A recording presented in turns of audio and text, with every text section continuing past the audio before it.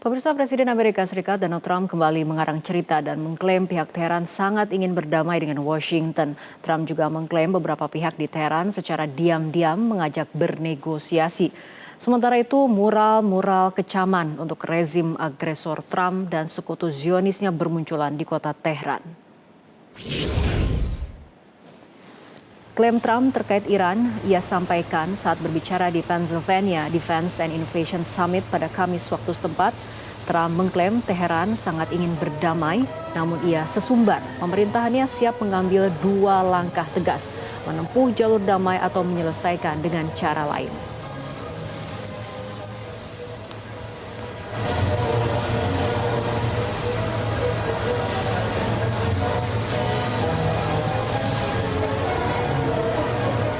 And we're doing really well with Iran. The Islamic Republic of Iran is not happy right now. Should have been done 47 years ago. Should have been done at least during the 47-year period. And it wasn't. Other presidents didn't do what was right. They should have done it a long time ago. It would have been much easier. And they want to settle so badly. They don't like what we're doing. And they do want to settle. We'll find out whether or not we settle with them or we just finish it off. Lagi-lagi klaim Trump yang menyebut Iran ingin berdamai tidak terbukti. Sementara itu, sebuah mural baru bergambar Donald Trump di dalam peti mati dipasang di lapangan Enggelab, Teheran, dilengkapi dengan tulisan "Bunuh Trump" dalam bahasa Persia dan Inggris. Sementara di sampingnya, sebuah spanduk menggambarkan sebuah kuburan pendukung agresi Amerika Serikat ke Iran, yakni Senator Republik Lindsey Graham yang telah tewas. Ilustrasi Graham dilengkapi dengan tulisan "Impian kemenanganmu akan terkubur bersamamu". Mural-mural dan spanduk kecaman bagi Trump dan sekutunya Zionis semakin mempertegas posisi Iran untuk tidak tunduk pada intimidasi dan serangan asing. من مدیران این دیوارنگاری اولا که افتخار میکنم که یک ایرانی هستم و تونستم که قدرت خودم رو به جهان ثابت کنم، بتونم این پیام به دنیا برسونم که ایرانی هیچ وقت باخت نمیده و تهران به این راحتی نمیتونه بر ایران تسلط پیدا کنه. این که حتی با وجود شرایطی که الان در جامعه هم بین الملل هم ایران وجود داره، باز این بیلبورد الان نصب میشه به خاطر همینه که اصلا این تنش ها تقصیر استکباریه که یک نمونه از اون استکبار، یک نمونه فردی از اون استکبار ترامپه. ترامپ رو کشتن شاید اونقدر موضوعیت نداشته باشه که استکبار رو کشتن موضوعیت داره. در نتیجه ترامپ رو کشتن بله به خاطر انتقام رهبر، انتقام همه شهدا بسیار مهمه و قطعا باید این اتفاق بیفته اگر حالا مسئولین امنیتی صلاح بدونن، اما هدف ترامپ رو کشتن نیست. این دیوارنگاره ها ما همونطوری که در مثلا مراسم تشییع دیدیم پرچم‌های سرخ انتقام بود. خب این بیانگر حس عمومی جامعه است نسبت به این اتفاقی که افتاده. اتفاق بزرگی افتاده. آقا رهبر جامعه ما ولی ما رو شهید کردن. و خب ما اگر این کار رو نکنیم، انتقام نگیریم، مقابله به مثل نکنیم، ممکنه این فرآیند امامکشی چیز بشه، عادی سازی بشه. و باید صفر سر این وایسیم که این اتفاق دوباره رقم نخوره. قاعدتاً این دیوارنگارها حرف تمام مردم ایرانه و هیچ گونه شکافی بین مردم ایران به وجود نمیاد، چون مردم ایران با هر اختلاف سلیقه‌ای هم که داخل خود ایران با هم دیگه داشته باشن، تهش انتقام از آمریکا و اسرائیل. Dan pemirsa, kita akan awali perbincangan dari Mas Ismail terlebih dahulu untuk mengetahui kondisi terkini di Iran. Area sekitar rumah sakit kanker anak di Al-Fas, Iran ini kan menjadi sasaran serangan Amerika Serikat. Nah, bagaimana kondisinya setelah ratusan pasien terpaksa dievakuasi dari sana, Mas Ismail? Ya Mbak Fitri, menurut pemberitaan resmi Iran, fasilitas yang terdampak itu adalah Rumah Sakit Syahid Baqai di Ahvaz, salah satu pusat khusus penanganan kanker dan penyakit darah di Provinsi Khuzestan, termasuk untuk pasien anak-anak. Jadi media resmi Iran itu melaporkan bahwa serangan Amerika Serikat terjadi di sekitar area rumah sakit dan gelombang ledakannya itu membuat pasien harus dievakuasi demi keselamatan mereka. Direktur rumah sakit ini menyebutkan bahwa 211 pasien yang rawat inap itu dipindahkan ke pusat-pusat medis lain di Ahvaz agar perawatan mereka tetap berlanjut. Jadi menurut media resmi Iran ini, rumah sakit itu bukan sekedar terdampak kecil, tetapi sampai harus dikosongkan sementara. Begitu juga media Press TV melaporkan bahwa Universitas Ilmu Kedokteran Ahwas menyatakan bahwa rumah sakit ini untuk sementara dikeluarkan dari layanan demi keselamatan pasien dan staf. Jadi tidak digunakan lagi untuk sementara. Ini media resmi Iran menegaskan bahwa apa yang dilakukan Amerika Serikat ini, serangan Amerika Serikat ini tidak hanya menyasar titik militer, tetapi juga menciptakan ancaman langsung terhadap fasilitas medis dan warga sipil. Oleh karena itu pemerintah dan otoritas Iran mengecam keras serangan ini. Baik, fasilitas medis menjadi sasaran. Nah, apakah ada fasilitas sipil lainnya yang juga menjadi target serangan Amerika Serikat di kawasan Selat Hormuz dan sekitarnya?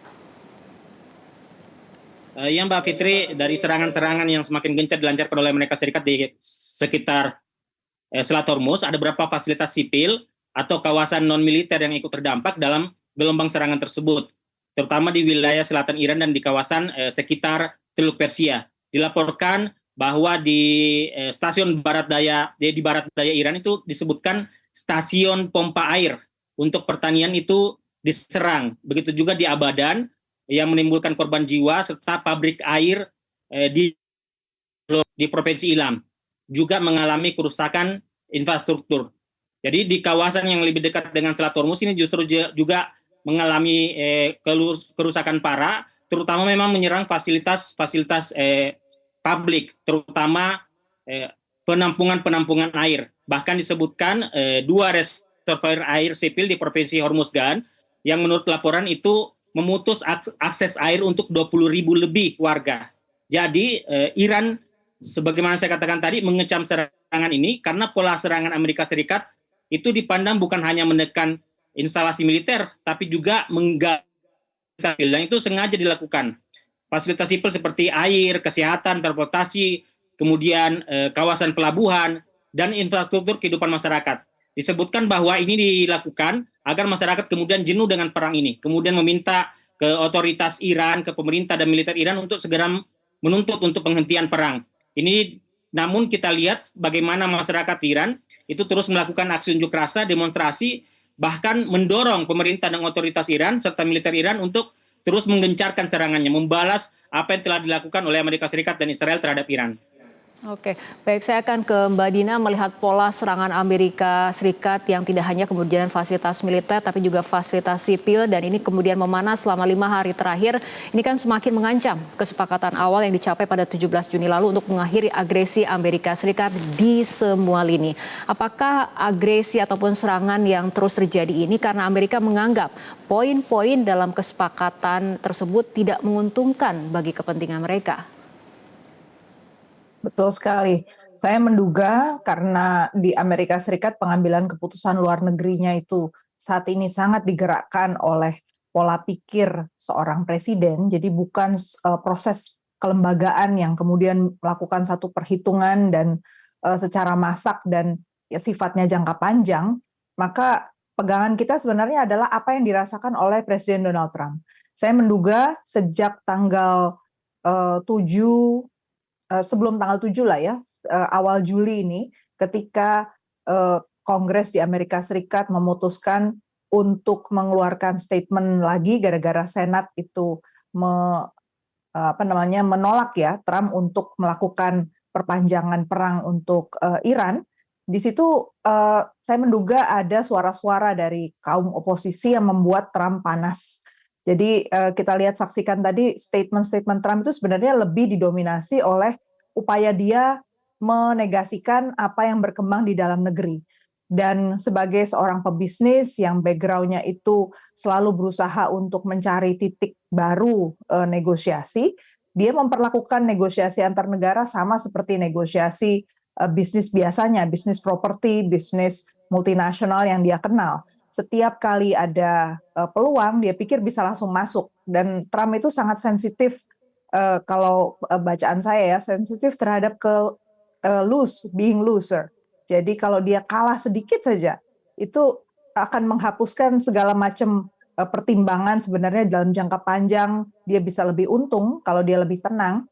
Itu nggak begitu pola dia. Pola Trump itu adalah lebih fokus pada jangan sampai ada siapapun bicara di belakang dia tentang betapa lemahnya dia. Dan MOU dengan Iran ini, kalau kita perhatikan poin-poinnya, memang pada dasarnya akan menciptakan satu stabilitas. Tapi untuk Trump sendiri akan makin nampak memang bahwa keputusan dia melakukan serangan kepada Iran adalah keputusan yang keliru. Oke, baik, berbicara mengenai sikap dan kebijakan Trump, Mbak Dina, sikap Trump dalam beberapa hari terakhir, terutama terkait Selat Hormuz, berubah-ubah. Mulai dari ingin menerapkan tarif 20%, tapi kemudian langsung membatalkan, lalu kemudian mengusulkan skema investasi sambil terus melancarkan serangan kepada Iran. Anda sendiri bagaimana melihat inkonsistensi Trump ini dan sebetulnya respon dari dalam negeri Amerika Serikat sendiri seperti apa? Yang inkonsisten itu adalah statement Trump terhadap Iran. Tetapi kalau dilihat dari polanya, sebenarnya yang dia tekan kali ini adalah negara-negara Teluk. Jadi dia berusaha untuk memaksa negara-negara Teluk untuk membayar apa yang sudah disediakan oleh Amerika Serikat. Sementara beberapa waktu lalu Rubio, Menteri Luar Negerinya, kan sudah dikirim ke negara-negara Teluk dan di situ masih diambangkan tuh apa yang diminta oleh negara-negara Teluk untuk security, payung keamanan, mereka sudah buka tempat-tempat pangkalan militer. Faktanya mereka masih menjadi tempat yang diserang oleh Iran. Dari pihak Amerika Serikat nggak bisa menyediakan satu garansi apapun. Jadi di situ dia menggunakan poin itu untuk menekan negara-negara Teluk yang dianggap lebih punya uang atau masih punya uang. Dengan kondisi Teluk yang makin nggak jelas, situasinya nggak stabil, dia mau minta uang-uang dari Teluk itu untuk diinvestasikan di luar saja. Karena situasi di Timur Tengah itu berarti ke depannya dalam jangka waktu pendek bahkan panjang sebenarnya ya, itu akan sangat tidak stabil. Jadi dia bermain di beberapa lini sekaligus ya Amerika Serikat ini. Jadi kalau kita lihat dalam reaksinya di dalam negeri, sebenarnya di Amerika Serikat khawatir betul. Jadi yang berkembang sekarang itu adalah pembicaraan bahwa yang diharapkan dari MOU ditandatangani itu adalah pasokan minyak bisa mengalir lagi masuk ke Amerika Serikat. Kenyataannya tidak. Dan inventory atau cadangan minyak yang ada di Amerika Serikat tetap masih di bawah rata-rata. Di bawah 20 juta barrel di Cushing, Oklahoma. Dan angka yang rendah ini bukan hanya masalah mempengaruhi harga ya, tapi mempengaruhi memang nggak ada barangnya gitu. Dan mereka sudah mulai hanya menghabiskan cadangan yang ada, termasuk juga cadangan gas. Artinya dari sisi ekonomi di Amerika Serikat, yang dianggap sebagai titik awal dari resesi, kemudian mengarah pada depresi, ini semakin nyata. Itulah yang sebenarnya membuat publik Amerika Serikat sendiri sebenarnya sekarang sedang panik-paniknya, tapi Trump juga dalam posisi masih asik dengan frame pemilunya, justru berusaha untuk meyakinkan bahwa yang dia lakukan itu harusnya dilakukan juga oleh presiden yang lain. Itu yang saya bilang juga konyol ya, karena periode sebelumnya sudah pernah ada perang dengan Iran, dan itu juga zaman presiden Republikan. Dan hasilnya perangnya bukan sebulan, 2 bulan, apalagi setahun, 8 tahun. Jadi pertanyaannya adalah apakah perang ini akan lebih lama dari masa jabatan Trump? Itulah yang dikhawatirkan oleh publik di Amerika Serikat. Baik, kita akan kembali ke kondisi dalam negeri Iran sendiri. Mas Ismail berbicara mengenai negara-negara Teluk di kawasan Asia Barat. Ini kan Iran masih terus melancarkan balasannya ke pangkalan Amerika Serikat yang ada di kawasan Asia Barat. Di sisi lain, Trump mengklaim Iran mengajak damai. Nah, sebetulnya bagaimana sikap pemerintah Iran sejauh ini? Ya Mbak Fitri, pemerintah Iran saat ini itu tidak membenarkan narasi Trump bahwa Tehran meminta damai atau sedang terdesak untuk kembali ke meja perundingan. Juru bicara Kementerian Luar Negeri itu menyatakan bahwa saat ini Iran tidak memiliki rencana untuk berunding dengan Amerika Serikat dan fokus pada pertahanan. Ia menegaskan bahwa Iran tidak lagi merasa terikat oleh nota kesepahaman jika Washington terus melanggar. Artinya, Iran tidak mengatakan diplomasi ditutup untuk selamanya, tetapi pintu diplomasi menurut Iran itu tidak bisa dibuka di bawah bom, di tengah ancaman dan pelanggaran kesepakatan. Jadi sikap resmi Iran adalah dialog hanya bermakna jika Amerika Serikat menghentikan agresi, menghormati komitmen, dan tidak menggunakan perundingan sebagai alat tekanan. Sementara itu, Iran tetap melanjutkan balasan militernya terhadap pangkalan-pangkalan Amerika Serikat di kawasan. dilaporkan bahwa IRGC menargetkan posisi Amerika Serikat di Yordan, di Bahrain, di Kuwait, dan juga disebutkan bahwa serangan Iran ini sebagai balasan atas serangan Amerika Serikat ke wilayah Iran. Jadi bukan sengaja untuk kemudian merusak hubungan bilateral yang baik dengan negara-negara Teluk. Tetapi negara-negara Teluk ini yang lebih awal mengizinkan wilayahnya untuk dijadikan pangkalan militer, termasuk juga wilayah udaranya untuk memberikan akses kepada Amerika Serikat, melakukan agresi terhadap Iran. Jadi jawaban yang paling tepat terhadap mengenai tentang perundingan, apakah Iran meminta damai dan seterusnya adalah Iran belum menutup pintu diplomasi secara prinsip. Prinsip Iran adalah damai lebih utama, perundingan lebih utama dibandingkan penggunaan militer. Tetapi untuk saat ini Iran menutup ruang negosiasi yang berlangsung di bawah tekanan militer. Jadi Iran yang sedang terjadi di Iran itu bukan Iran meminta damai karena terdesak, melainkan Iran menuntut agar Amerika Serikat berhenti melanggar kesepakatan, berhenti melakukan serangan dan menghentikan agresi sebelum pembicaraan apapun terhadap upaya-upaya untuk negosiasi dan perundingan lebih lanjut. Baik, Mas Ismail dan juga Mbak Dina, kita akan lanjutkan kembali perbincangan, tapi kita ikuti jeda berikut terlebih dahulu. Jelajahi cara baru mendapatkan informasi. Download Metro TV Extend sekarang.